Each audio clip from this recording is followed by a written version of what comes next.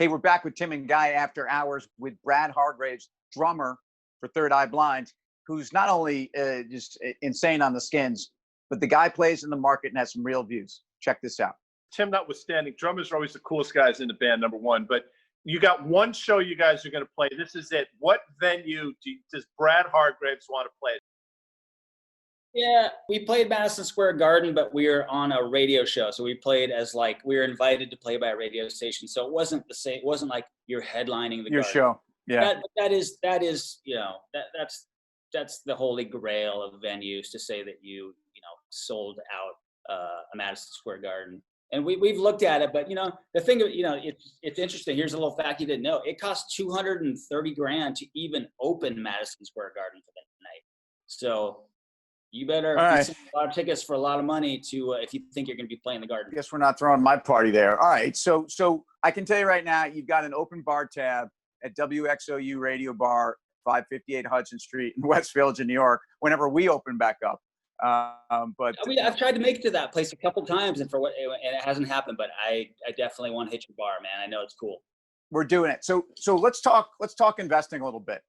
Again, when you are assessing market opportunities, what are the kinds of things that get you fired up? Are you looking thematically? Are you just picking stocks? I'm looking at secular growth stories that I'm not interested in quick plays. I'm not interested in buying Boeing, particularly down here, just because it might get back to where it was at some point. I want to own things that like can become, the future, that are the future. So like all these digital future stocks, that have been going crazy this year. I own a lot of them, and I've owned them for a little while. So I've been having a decent digital year. Future. Are you talking about things like Zoom or Slack? Yeah, MongoDB. I own Zoom. Listen to you.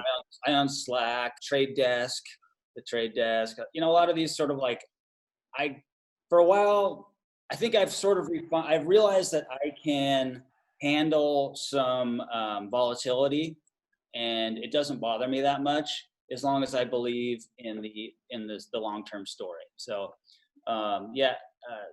actually I own some Roku from a pretty good, low 30s, and just a lot of like a lot of just secular growth stories, cord cutting, digital programmatic advertising. Yeah, totally.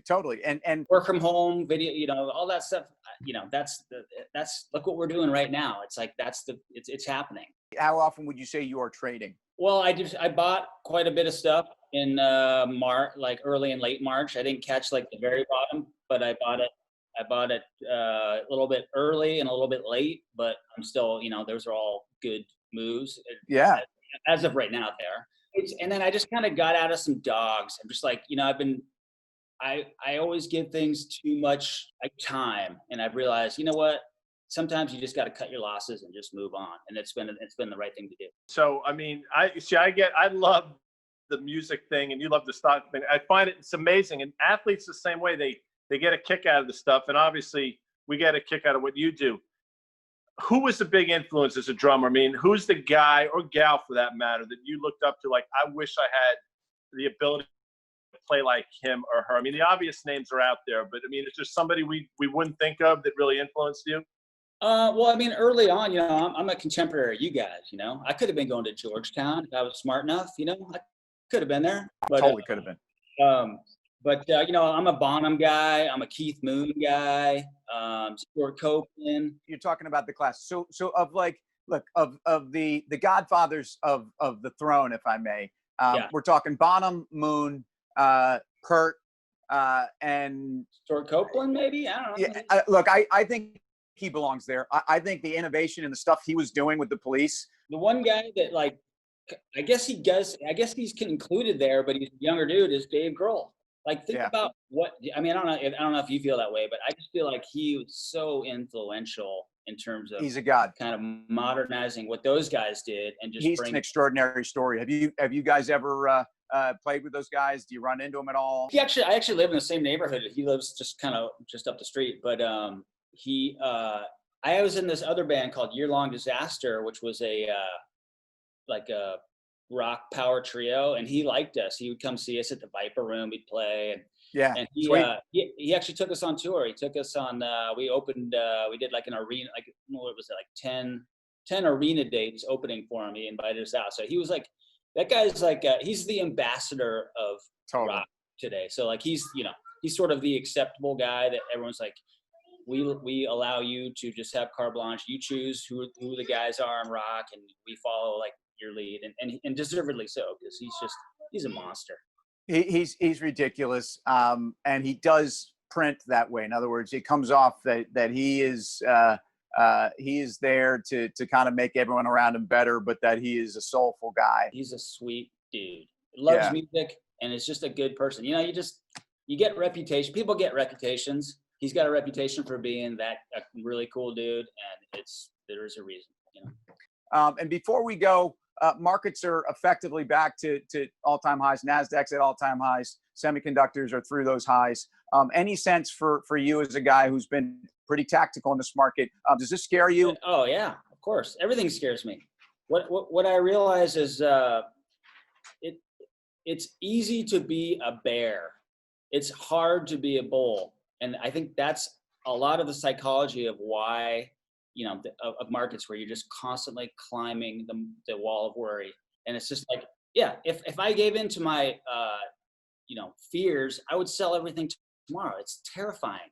But like, you have to look out, you know, like I said, I look at the trends, the secular trends, and you have to stick with your thesis, and you have to, have friends like you who can reinforce and be like, yeah, dude, you're doing the right thing. Like, stick with this. You know, don't be afraid. Like, I read Twitter, and I get it gives me confidence, because there's people I know that are really smart on there and on FinTwit, and they give me confidence to stick to my guns, and like, it's important, you know.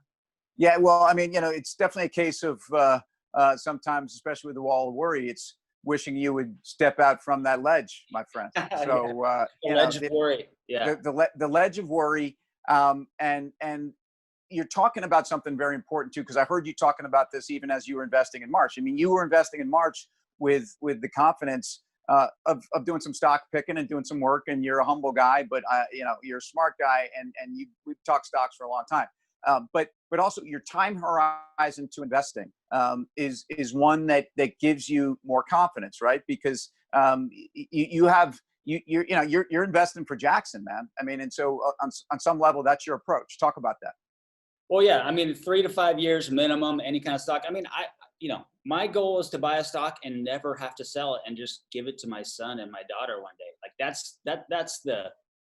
that would be my ideal time horizon. You know, obviously it doesn't all work out like that, but I'm someone who's thinking long term. I've been doing it for 20 years. I watched my dad do it a little bit. You know, he's gifting my son and my daughter shares, and like, and he's gifting them Netflix. And then I look at the cost basis, and it says $2.35.